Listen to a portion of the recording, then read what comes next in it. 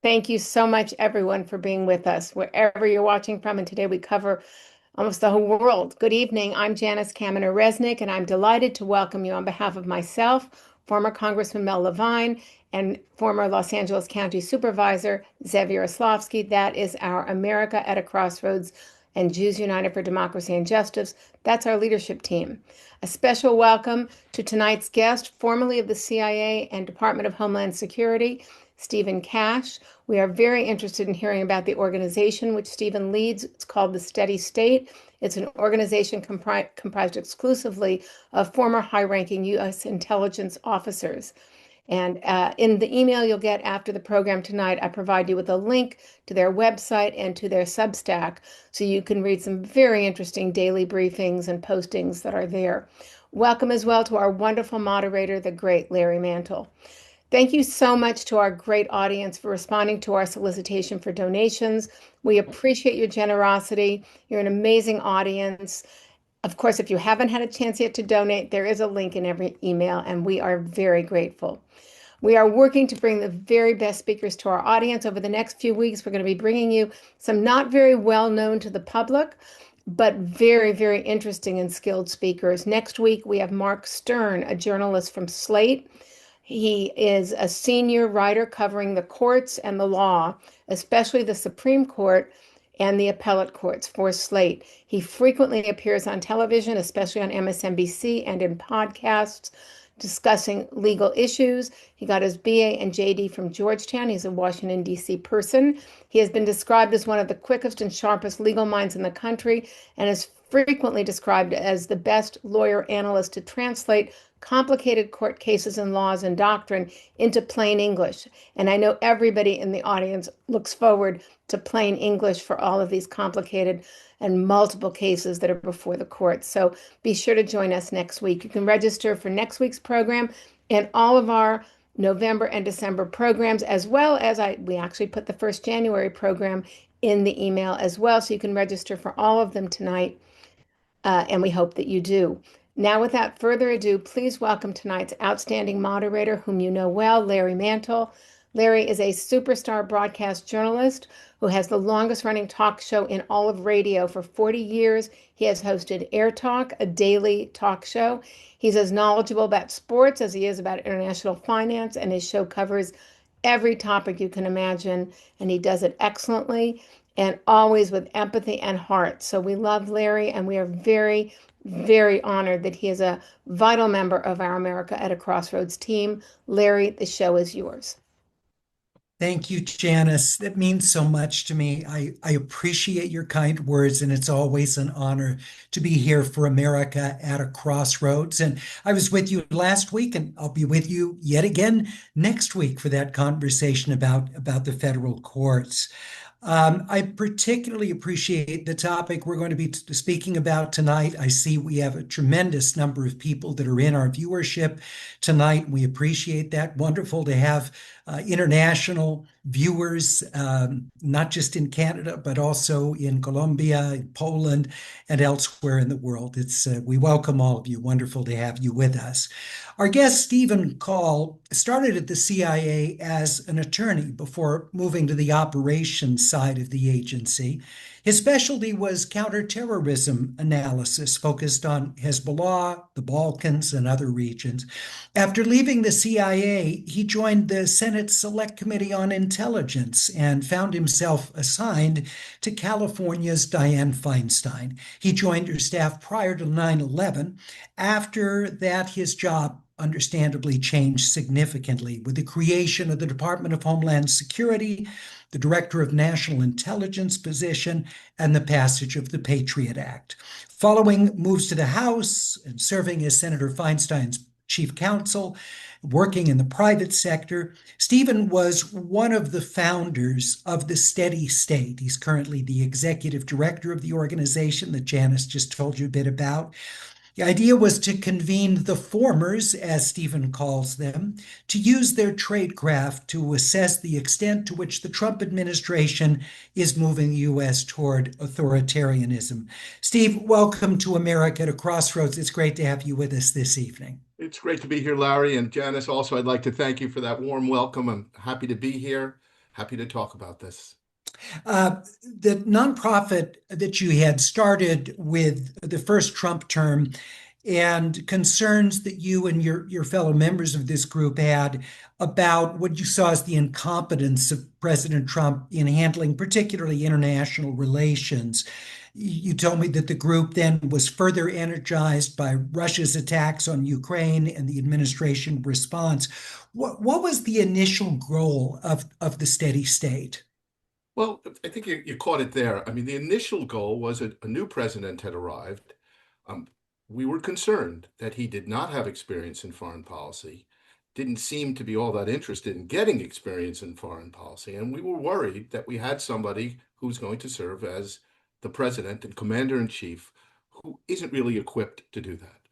And a number of us, and when I say formers, I not only mean the CIA, I mean the entire national security community. In fact, the original nucleus was around 50-50 former CIA people and former State Department people. We'd worked together on issues, including the Balkans. We liked each other. We remembered working with each other. I don't know what their politics were. A lot of the people that I'd worked with at CIA didn't talk about it. And if they did, uh, it wasn't considered quite the right thing. You didn't talk about your politics there. But we thought there was a lack of competence. And so we talked amongst ourselves and said, what can we do? Well, we're now older, more experienced. We're now formers. Let's offer our assistance. So we did. We got together. We wrote to the incoming administration, said by that point we were around 100 people, ambassadors, former chiefs of station, senior people. What do you need? We're here to help. We wrote to General Flynn. Obviously, that didn't last very long because he got indicted. And then we wrote to General McMaster. Never got a response. And then you're right. We were sort of up against the brick wall. And it already had been difficult for us to involve ourselves at all in domestic politics. We don't do that in the US intelligence community. But there you were. And we sort of were asleep almost until you mentioned the Russia-Ukraine conflict, and most importantly, the revelations of President Trump's engagement and extortion or attempted extortion of President Zelensky of Ukraine. That really struck home. That wasn't a policy difference. That crossed a line and struck at the fundamentals of how America works as a democracy. And just to refresh the viewer's memory, and I need a bit of refreshing too, because events go so fast, it's hard to keep up. Was this over the extraction of precious metals that Trump put pressure on Zelensky for? Well, it was actually before that, and somewhat much more disturbing than just trying to get some medals. What he did was he essentially tried to get the Ukrainian government to announce that they had initiated a criminal investigation of Joe Biden. And knowing that Joe Biden was a likely candidate in the upcoming presidential election. And the threat was, if you don't do that, I am going to withhold aid. That's the famous phone call that was then reported and became the nucleus for what became the impeachment effort, or the first impeachment effort of first term President Trump. For us, that was crossing a Rubicon. And where we came out on that was we were not facing incompetence. We were now facing an existential threat. And that's a term we use a lot. So I want to take a second to explain it. We come from a business that looks at threats. CIA, State Department, CIA, we spy on people trying to find out information about threats to America from foreign adversaries. In my lifetime, there have been serious threats, threats from terrorists, threats from nation states, but they haven't been existential in the sense that I don't think any of us thought that we were going to see the end of American democracy. Now, I'm dating myself. I'm post-Cold War, so I wasn't all that concerned about duck and cover and atomic bombs. I was too young for that. But this was existential, and that caused us to make a decision that not only were we dipping our toe in domestic politics, we're going to get involved. The group grew. We endorsed candidates. We wrote and we spoke. And our basic message was we're facing an existential threat. And the reason you should listen to us, you should listen to other people too, but the reason why it's important to listen to us is two real reasons. First is we've spent our lifetimes, our professional lifetimes, looking at dictators and autocrats overseas. That was our job. We watched them rise, we watched them fall, we watched them hang on to power in various countries. And they follow a pattern. Um, Formally, and we'll talk about this in a bit, I think, our analysts would look at that and say, what are the indicators? What are the things you see when a country is facing a decline in democracy and the rise of autocracy? And they're pretty standard across countries and time. And that's what we were seeing. And we'd seen it overseas. So we felt that explaining to Americans that what we saw in places like Hungary, Russia, Serbia, we're seeing it here now. So watch out. And I want to get to those points of what you see as the hallmarks of an autocracy that's in motion. But I'm curious, you do make the point that autocracy has changed our sort of conception over time. So what is what you call competitive autocracy, what you see us dealing with globally now? Yeah. Well, let me contrast it to the sort of the old style dictator, and I'm not even quite sure that actually existed after the 18th century, which is the sort of the absolute ruler, the sort of Louis the 14th, I am the state and everything I say goes. That's probably oversimplifying even then, looking back. But what we've seen in the 20th century, what autocrats and dictators do is they don't come stomping in, guns a-blazing, telling people to do this, that, or the other thing. What they do is they take over the institutions that already exist, particularly those in a liberal democracy such as ours, and they turn them to their own uses. So a country may have functioning courts and a legal system, a functioning Congress or parliament, a civil society, a media, an industrial base that is the business world, a academia. And what the dictator trying to be a dictator does is insidiously take them over, and sometimes not that insidiously, sometimes dramatically, and turns them to his, and I'm going to say just his, because with probably the exception of Eva Peron, it's always a him, um, turns them to his purposes. And that's what we see and have seen pretty much since mid 20th century. Um, the last true revolution of a major revolution of sort of smash and build up is probably the Marxist revolution in Russia in 1917. But even if you look at Hitler's Germany, in the beginning, there's laws being passed. There are state institutions. The courts continued to function.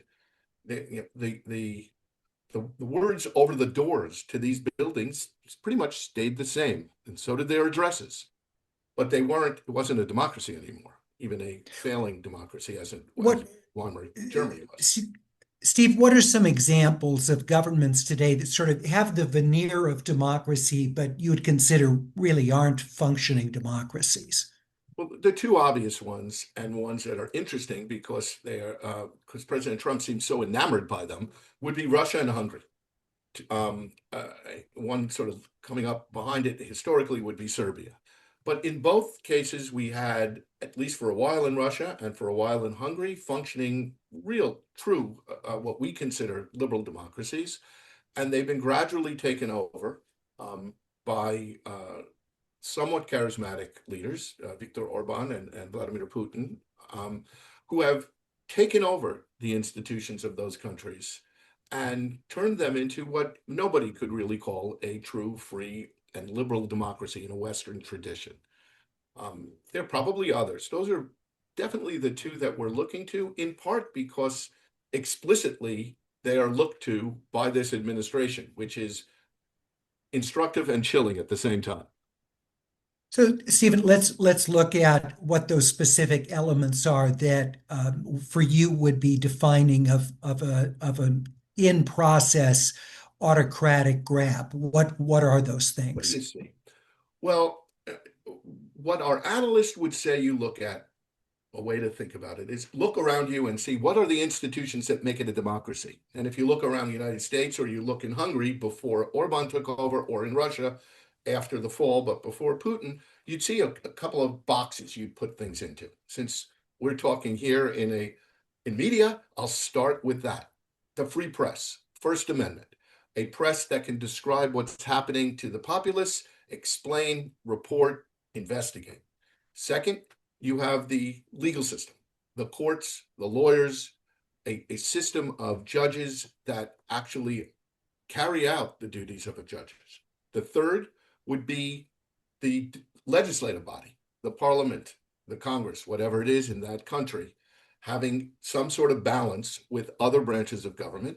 In our system, it's a tripartite system. So those would be, another one would be academia, where people learn to think and talk, and it's not just students, it's the faculty who get to stand back a little bit and think big thoughts and speak articulately about what's happening. That's an example of the places that if I line those all up and they're working, you'd look around and you'd say, I live in a democracy. This is how it works. And what you see with a dictator is on all those fronts, often at the same time, there's pressure put on.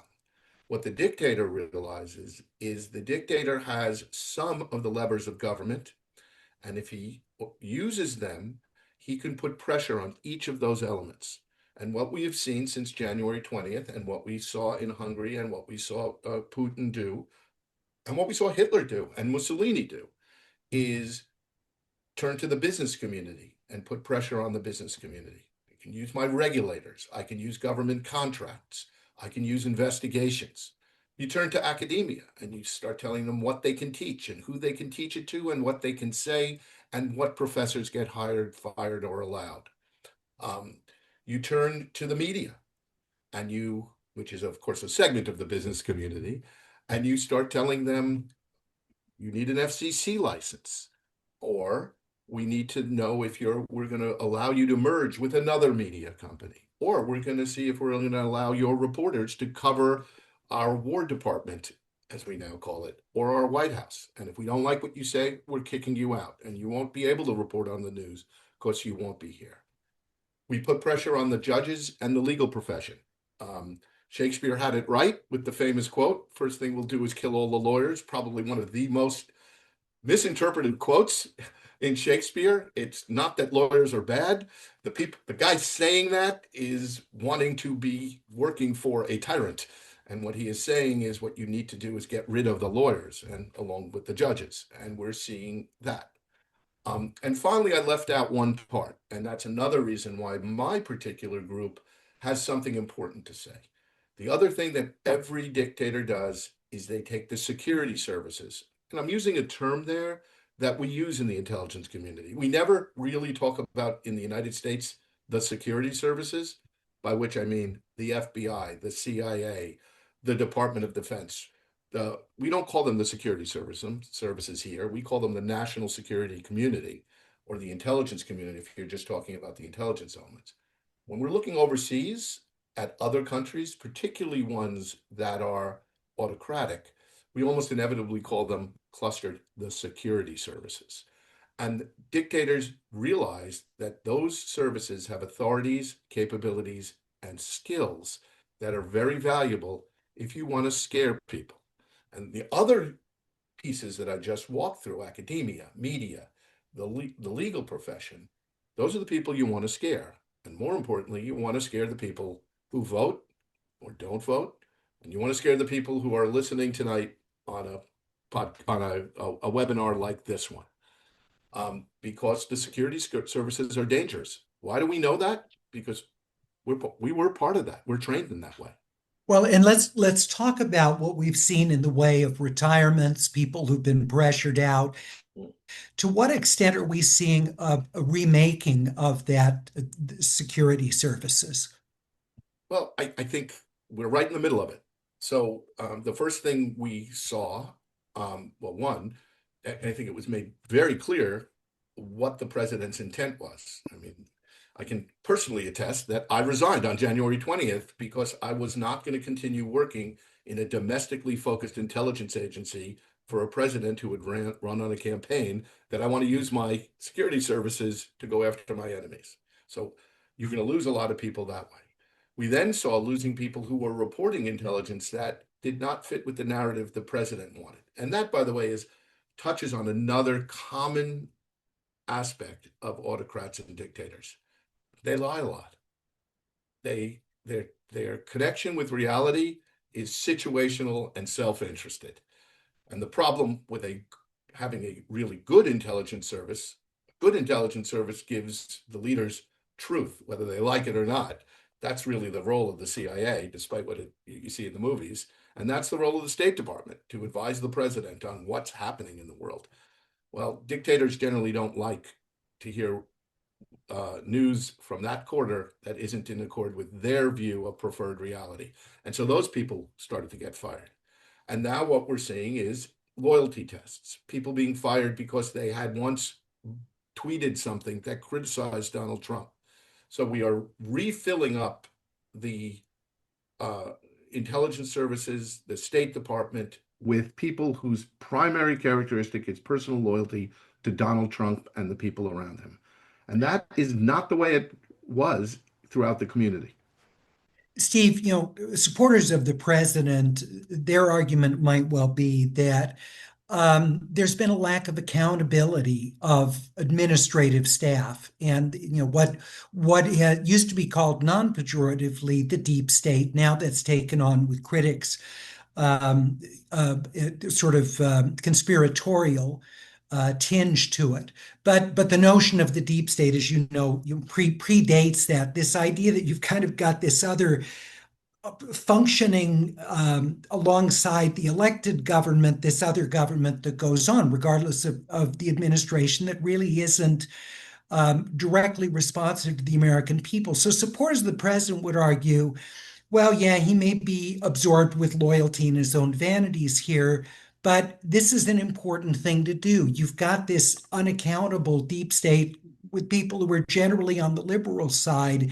They sort of keep the same policies, things intact, regardless of who the president is, and that this needs to be shaken up. They need to be held accountable by someone who's elected, like a president. So what's your response to that worldview? Well, I mean, there are a couple there. I mean, first of all, just saying you need to be held accountable requires a second sentence, which is you need to be held accountable for fill in the blank. In other words, I think you did wrong and you need to be held accountable for it. If you're just yelling, you need to be held accountable, and therefore I am going to inflict pain on you and require loyalty, you're losing, you've not offered up the justification for accountability. The second problem is, they may think there's no accountability, but there certainly is. You are responsible for carrying out your duties in a heavily regulated, heavily overseen environment. So, and that's not just the national security community. But let me use the CIA as an example. When I worked at the CIA, the people looking over my shoulder to hold me accountable were my immediate bosses, of course, going all the way up to the director, who was appointed by the president, but also an inspector general, and also a general counsel, and also a Senate Intelligence Committee and a House Intelligence Committee. Republicans and Democrats on both of them structured so both parties get to do oversight and hold people accountable. And I can tell you, they do. So the idea that you just sort of trumpet the idea of, oh, we're here to clean up the swamp and the deep state. I mean, they're great bumper stickers, but they just simply are not true. By the way, we are called the steady state as a slight attempt at humor from a group of people who aren't always the funniest people in the room. It's sort of a pun on it. But if you ask the people who are saying that, what is it that you want those people held? What they do wrong? What you will hear is Benghazi, or you will hear what we're now calling Arctic frost, which is entirely debunked. That's the so-called Russia hoax. The bipartisan Senate Intelligence Committee, led by Marco Rubio, wrote an exhaustive report on Russian interference in the election. and came up with that nobody had done anything wrong. And in fact, there was Russian interference in the election. Whether there was conspiracy and complicity, we don't know. But I test that. And I did one more thing when people sort of say, well, they're all liberal. I, I worked a bunch of years at CIA. I don't know if you walk the halls and you got people to talk about their politics, which you probably wouldn't be able to do, whether you would find them to be particularly liberal. Well, let's take the State Department though, and I know you didn't work there, but you have a Work with them. membership that's significantly, yeah, State Department people, and the case is that the State Department is really full of people who are generally internationalists. They're not America First people. So you've got a president who ran on an America First platform and sort of, we're not going to be internationalists anymore, and this is a new day. So we have a president who was elected on that platform. You've got a State Department that arguably is dominant of people who are internationalists the way America's done things in the past. So what's wrong? The Well, supporters of the president would say with turning 180 degrees from what the State Department has been focused on historically. Well, first of all, I think the State Department people that I've worked with, and again, I don't really know their politics, would say having a strong diplomatic corps coupled with a strong military, coupled with strong economic intersection, and having alliances is how you get to America first. Again, it's a bumper sticker. You can say America first as much as you want, but you win wars, you stay out of wars, and you get more prosperous by having friends and allies. So you can say, oh, we don't like internationalists, but I'm sorry, we live on a globe with multiple countries. Now, unless you want to, forage for berries and grains and try to hunt with a bow and arrow, in a modern world, you don't have a choice. We live on a single place with a lot of countries. So it is a mistake to just say, oh, I want a State Department that is not internationalist, which, by the way, is why you have a State Department. And the destruction of the State Department, destruction, by the way, which is accomplished through ignoring that whole structure, the laws, the appropriations, the role of Congress. By destroying the State Department, you are destroying America's power. Again, the president can say, we are stronger and more respected around the world than we've ever been, and everybody I talk to in the world loves us. He's just simply wrong. We are damaging alliances that have kept us safe since the end of the Second World War. We are damaging trade partners that have kept us incredibly prosperous. Almost everything in my house right now, or most of it, comes from or has parts from all around the world. That's why I'm allowed to have all this stuff and I can pay for it. We're destroying that. We're destroying the environment. We're destroying the trust other nations have with us. Just today, our dearest and oldest intelligence partners announced that they will no longer be sharing intelligence with us, at least on drug trafficking. Colombia just said the same thing. It's been reported that the Dutch are saying the same thing. Our NATO allies are preparing to form a much stronger and unilaterally controlled military. None of that is America first. Since you raised that issue and brought up the UK with that announcement about sharing intelligence, what are your biggest concerns about military action against boats in the Caribbean and in the Pacific that are alleged to have been used by drug traffickers? Well, one, as I view it, it's a crime. And it has never been the policy of the United States to execute people who are our enemies, except on the battlefield. We don't just go kill people who we think are bad. Put aside whether the allegations are supported by anything. It appears they're not particularly well supported, and it looks like many of the people on those boats were poor fishermen who maybe knew that they were moving drugs, and it's pretty certain not to the United States. But it's against international law. It's probably against US law. It's almost certainly against the War Powers Act. Let me phrase it in a slightly different way, and I'm getting this from a former assistant U.S. attorney and the former mayor of Miami who wrote a column in the Miami Herald the other day. And he asked this questions of Americans. If instead of the video of those boats being blown up, being from above, 300 feet, we didn't use one of those missiles. We boarded the boat, and U.S. sailors boarded those boats, lined up everybody on the boat, and shot them in the back of the head. How would Americans feel about that? Would we be having this conversation? I don't think so.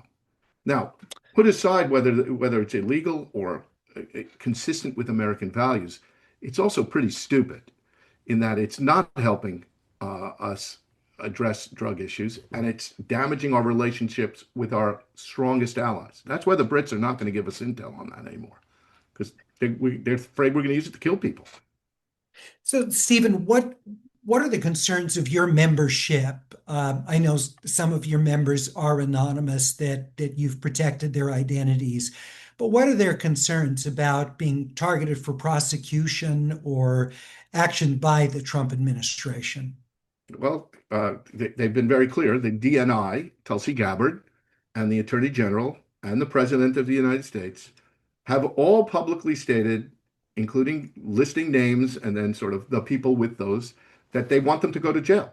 Um, Everybody from John Brennan to, I guess, most recently, Barack Obama.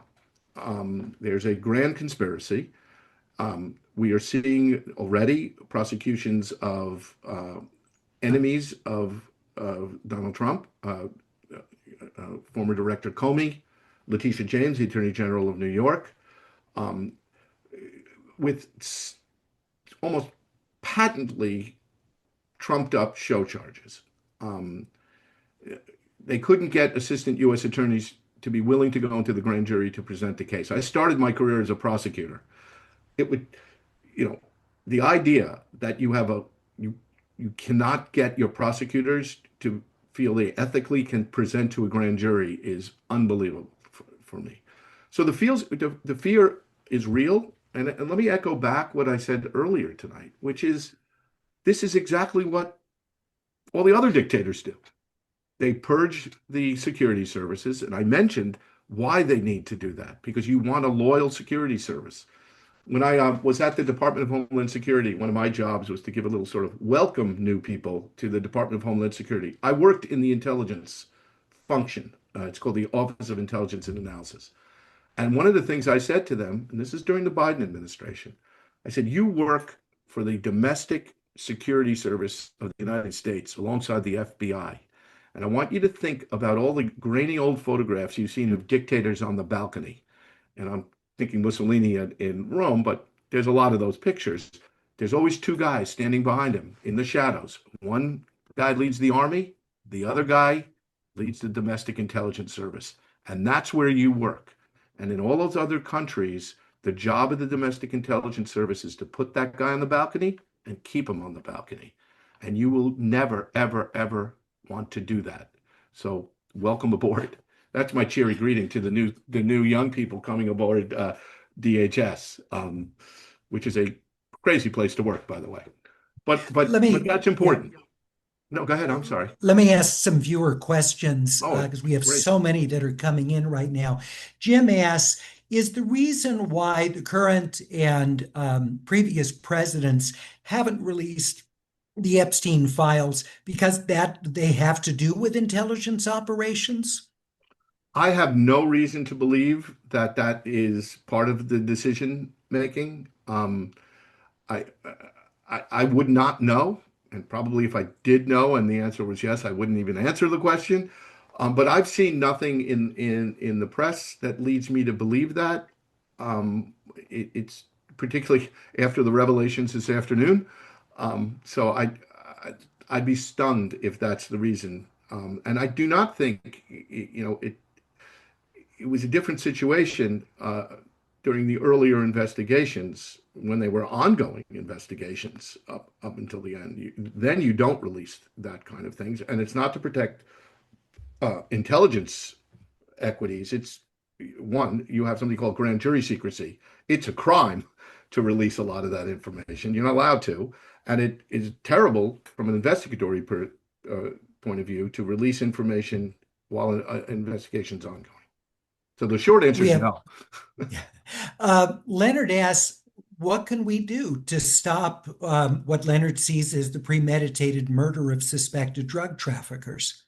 Unfortunately, there's nothing you can do, but your elected representatives can. And I suspect we'll get some other questions along the lines of what can we do in the face of the general assessment. But in this particular case, um, the people who control this right now, or have the ability to, is the United States Congress.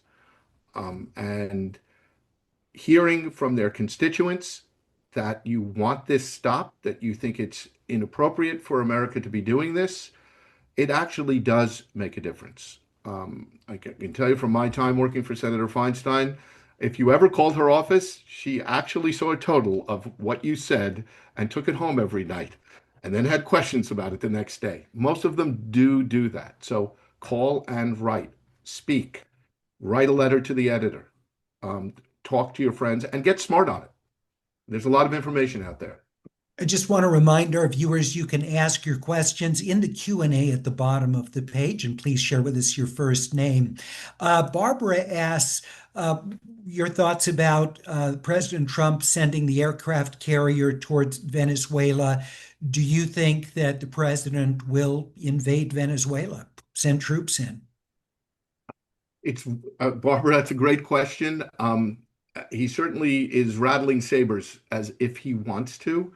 I have found it very difficult to try to predict what he will do, in part because it does not appear that he has a true coherent foreign policy, nor does he have a true coherent domestic policy, other than the drive towards accreting power. So whether or not he will use those forces, now I can tell you, and you don't have to be a great student of history, you know, sending troops into a foreign country, particularly one that is well developed, populous as a military tradition, could be a disaster. Venezuela is not going to be driving a bunch of tanks across an empty desert and blowing up Saddam Hussein's ancient tanks. But I have no idea what he will do or why he's even doing this. I mean, he is saying it's because of fentanyl, and as far as I understand, Venezuela does not actually produce fentanyl. There may be some fentanyl transshipped through Venezuela. It's not a fentanyl producer. So that's the Robert thing I don't asks, know. I'm sorry, go ahead, Robert, Leslie. Robert asks about the possibility of a large-scale terrorist attack on the U.S. And to what extent do you feel like the president and the U.S. government generally is prepared to respond? We're not prepared to respond. We are gutting our ability to understand, um, gather intelligence on, and respond, both stop and respond to a terrorist attack. Um, we are increasing the likelihood that non-state actors would want to strike us because we are hitting at exactly the points that have fostered the kind of anti-American hatred that can generate a 9/11 kind of attack. We've diverted a huge amount of our resources that had been looking at foreign terrorism and pointed them at immigration and a new fascination, and it seems like a replacement to look at what is now being called domestic terrorism, Antifa, and whatever that is. Um, so we are, at least in my view, much more vulnerable and much more likely to have a terrorist attack.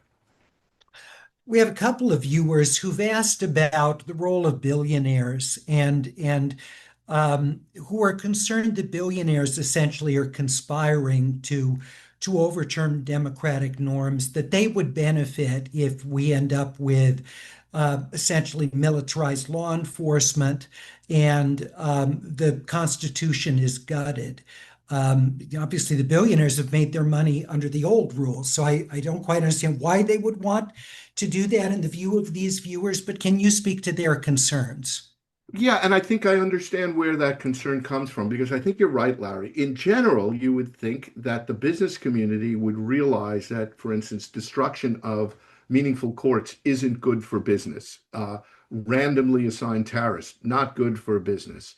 I'd asked somebody who's a Russia person if anybody had ever done a comparison of the 100 biggest Russian companies the year before Putin and the 100 biggest companies 5 years into Putin, how many of those earlier ones were no longer existing, and how many of them had their CEOs been thrown out of a window?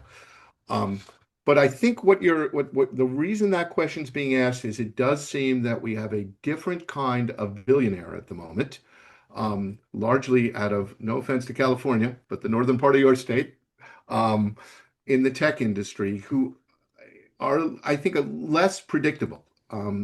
Many of them, Peter Thiel, I'm talking about, or obviously Musk, have a sort of uh, almost cinematic view of a future world in which would look more like science fiction, but where they would, I guess, be our overlords.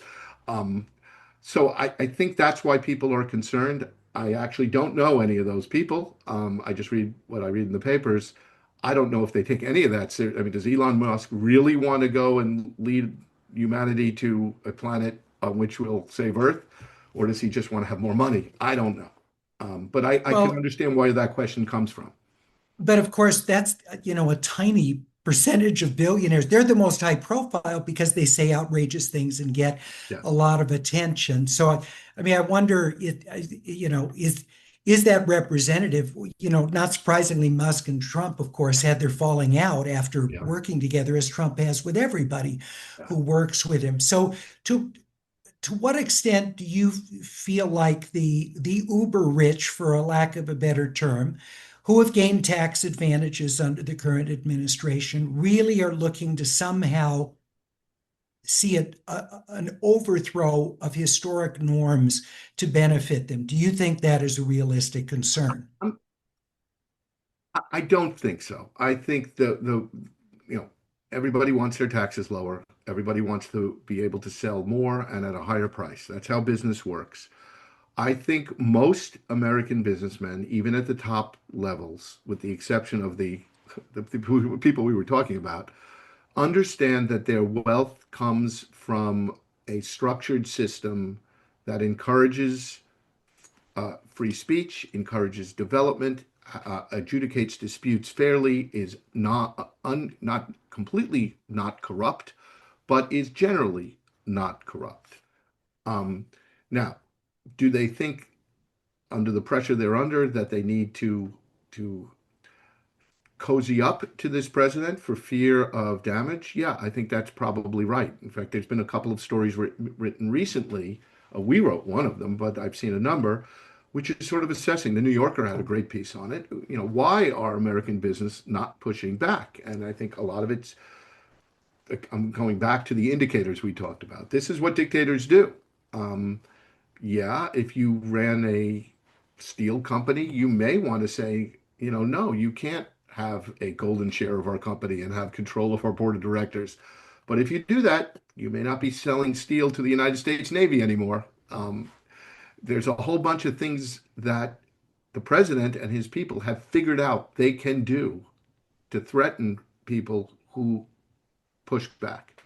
It's interesting though. We saw actually the opposite of that, and I'm sorry, I can't. You might remember the name of the CEO in San Francisco who, when President Trump said that he was going to send troops to San Francisco, said, "That's great. The troops should come in. We need that. It's not safe in San Francisco. We can't do business." And he was so that business leader was so criticized, that he totally retracted and said I was wrong. So it's funny. There was a case where within San Francisco's community, they actually got him to flip back and retract what he had said.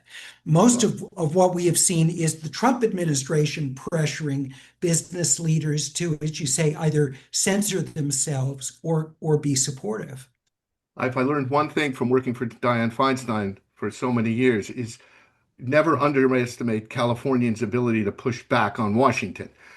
Don't mess with San Francisco unless you really have to. But I'm glad you raised that because I've been pretty bleak this whole conversation. Um, so let me cast at least a ray here of some sunlight. I think there's an amazing amount of American resilience. I think the idea that San Francisco residents would tell a powerful, wealthy person that he was wrong and say it loud enough to make him back down. The fact that 7, 8, 9 million people showed up in the streets 2 weeks ago for demonstrations all across the country. The fact that all but two of the academic institutions targeted for the first sort of, you have to sign this agreement with us. There were 9 of them. All but two of them said no. Um, I have a certain amount of optimism. Um, Americans are tougher than I think Donald Trump thinks they are. I think Americans are smarter than Donald Trump thinks they are. And I think our institutions are stronger than he thinks they are. Look how our federal district judges have been pushing back, despite having a Supreme Court that probably is not going to back them up. Um, Look how, in many cities, it's not just San Francisco. Look what's happening in Chicago, in New York. New York just elected a person on the anti-Trump ballot practically. So I have a certain amount of optimism that there's been a miscalculation. Not all the dictators that we've seen overseas triumph. Brian says the administration's Winning the Race, America's AI Action Plan, portrays the U.S.'s domination of artificial intelligence as imperative for national security. The argument is we've got to beat China at AI, or it's a national security threat to the U.S. And Brian asked, do you agree with that? We certainly have to be in the game on AI, and we certainly can't let the Chinese or anybody else take such dominance of any particular industry, particularly one that's likely to affect the rest of our lives in such dramatic ways, including that part of our national life that defends the nation. There's no question about that. On the other hand, the language in that particular plan is almost identical to the language that is used in every discussion of whatever we are competing with another country, whether it is you can't raise the price of coffee, or you can't have solar, or the Europeans are not fair to us in selling us cheese. It's always cast as a national security threat. And again, right out of the playbook. I mean, it's always a national security threat.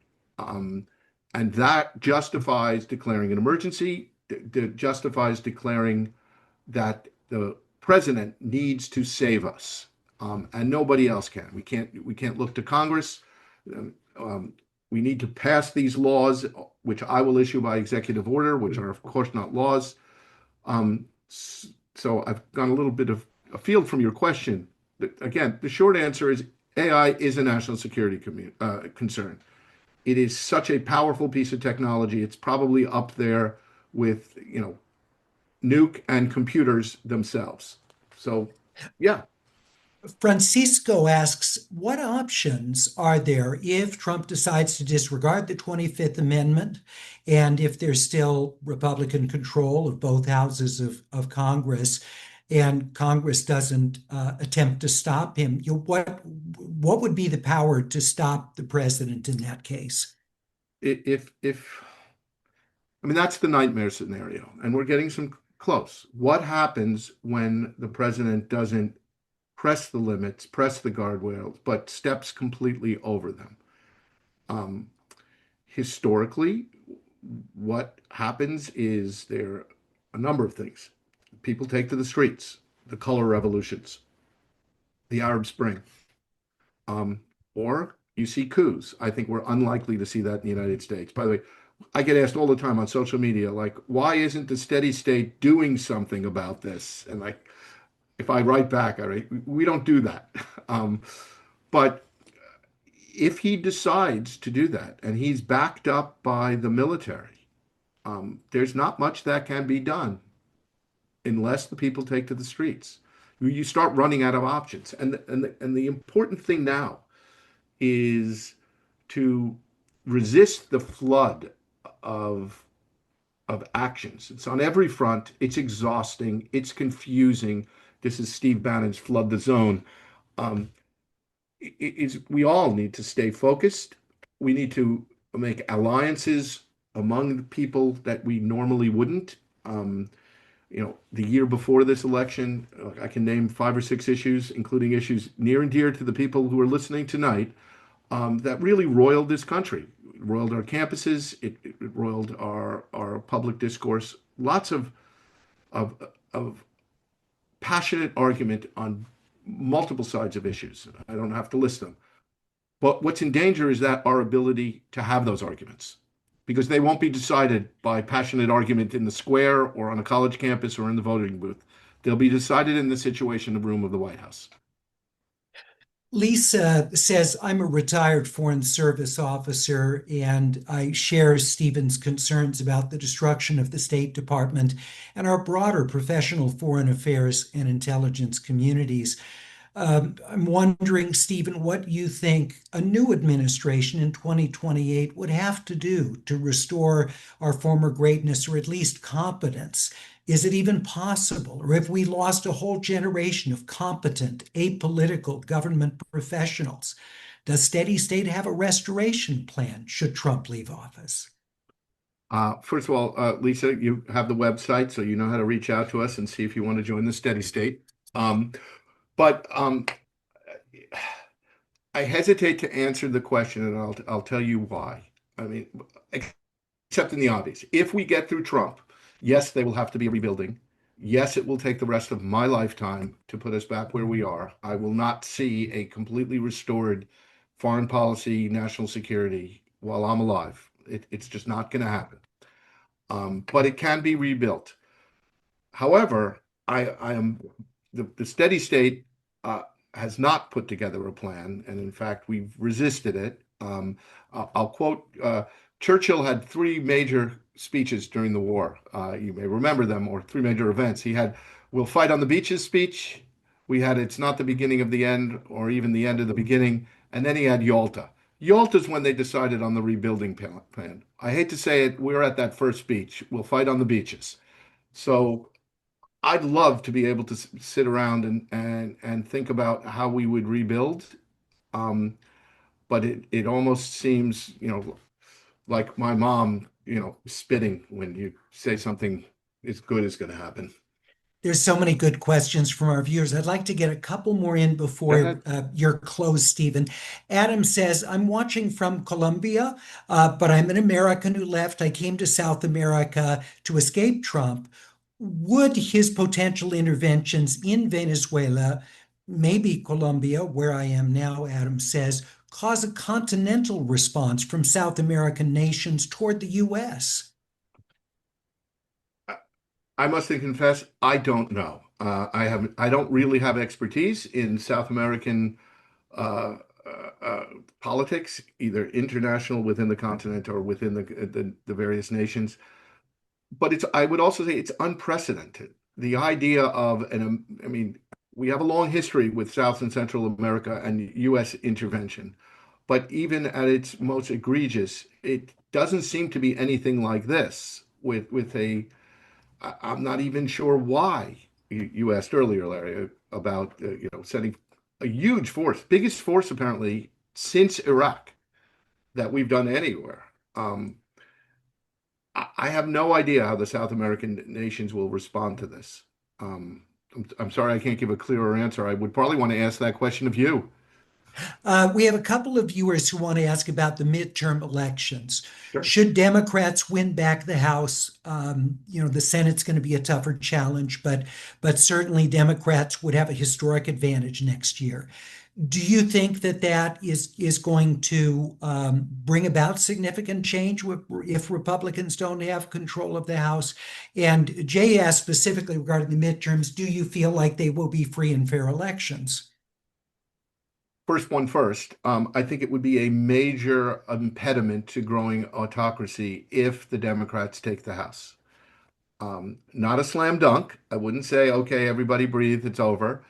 But having one House of Congress that can still function and would do meaningful oversight and would resist the president and maybe take some of the fear away from their Republican colleagues who seem at the moment cowed into inaction by the viciousness of this administration in all respects.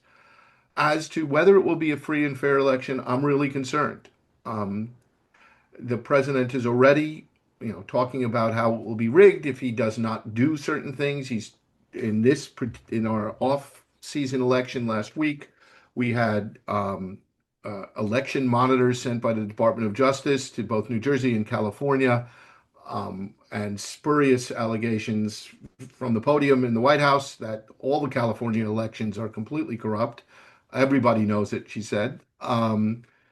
So I think the table's being set, and the idea that we now have a significant paramilitary force in the streets of our biggest and bluest areas of the country causes a lot of concern. And by that, I particularly mean ICE, but as well as National Guard and regular troops who've been deployed at various times. Stephen, I wonder, we've seen on the filibuster, Republicans push back on the president there. As his, should it continue in polling to see his approval ratings fall, and people who gave President Trump the majority, those who, came to support him that didn't 4 years prior, do you think that that might embolden Republicans in the House to be less consistent in their support of the president, regardless of what he's asking? I think so, and I hope so. Um, I think the poll numbers matter for all kinds of reasons because the coattails of a president, if he's falling, pull people down and leave them freer to act. Um, my experience is a little dated, but I actually found the Republican side of the aisle to be patriotic, hardworking, thoughtful, smart people who were doing their best to do the right thing. Yes, there are some exceptions. I didn't agree with a lot of their policies. Certainly, Senator Feinstein didn't, which is all that really mattered for me. But I do think that could release them from the bondage they're in, and we would see more of the kind of sometimes painful, sometimes raucous two-party system legislature that had been around all our lives, and it does not exist now. Just one point I wanted to make earlier. I couldn't think of the name of the San Francisco executive. It was Mark Benioff, the CEO of Salesforce. He was the That's one. right. So Yeah. thank you. I think Janice provided that name for me because I I couldn't was not remember top either. of mind. But just want to give you, because we're very tight on time now, but like a Sure. 1 minute summation and undergirding a lot of the viewer questions have been, what can we do? What can I do? There is a sense that I think many of our viewers have that very limited in what sorts of leverage they have. So maybe you leave us with some thoughts on that. Yeah, and it's the right question to ask. So the first thing, everybody who's listening here is doing it. Get smart, listen, accept and reject what you hear from people, including me, and get a good base of why you're upset, why you want to do something, what's motivating you, and be able to articulate it. Second, and this is going to be second, third, fourth, and fifth, vote, vote, vote, and vote. We still have a system of voting. That is the ultimate way that we get things done. Third, speak, write, call, talk. You have more leverage than you think you do. Individually, no, you don't. I mean, nobody's going to call up their senator and like suddenly the flashing light goes off in their office. What a call we got. But enough of you call, and enough of you call from different places, and it's thoughtful and smart. The message you leave, that starts to make a difference. Money. It's going to be really hard to field candidates in coming elections. I think we're all going to have to dig down into pockets. Um, it's going to be very hard for a lot of people to donate money the way they did for candidates. Places like Act Blue are already under investigation, or at least they say they are. It's going to be risky. to give money. And I'll leave you with a negative and a positive. I said at the beginning, we haven't faced an existential threat. We talk about one, often talk about World War II, the greatest generation, they rose to the occasion. I always thought it would be sort of great that I didn't have to rise to the occasion, but I'm sorry, we're here. This is our moment. Everybody on this call, this is the moment that you need to think about what risks you'll take, what effort you'll put into, what blood, sweat, and tears you'll put into doing this. But it's all about organizing, making alliances, speaking, writing, and voting. Stephen, thank you very much for being with us this evening. Thank you, And Larry. we covered a lot of ground, a lot We of did. topics in this hour. And that was thanks to you and how concisely you were able to express some pretty complex ideas. Thank you for joining us tonight. We Thank you appreciate it. for having me, Larry, and thank you everybody for listening. Um, and I just want to say, hold fast. Here's my Thank you so much. And thank you to watching this evening's program. Again, these are the kinds of conversations that we hear from you are so meaningful. I get stopped so often by people who say, hey, those Wednesday night programs, America to Crossroads, we schedule our Wednesday nights around them. The guests are terrific. Well, please, if that's your sentiment, you haven't yet made a tax-deductible contribution, please do so now. You can go to JewsUnitedForDemocracy.org. That's JewsUnitedForDemocracy.org that puts on these programs. This is all done as a nonprofit entity to bring these issues of public concern to you each and every week. Just a reminder, next week, I'll be back talking with Slate senior writer Mark Joseph Stern about the federal courts and the contentious political environment in which they're being asked to decide the limits of executive, congressional, and judicial authority. I know it's going to be a very intense conversation, a lot to talk about. Almost certainly we'll have something right out of the headlines to talk about with Mark. That's next Wednesday, our usual time, 5 o'clock Pacific. We look forward to seeing you then. Until then, have a great coming days.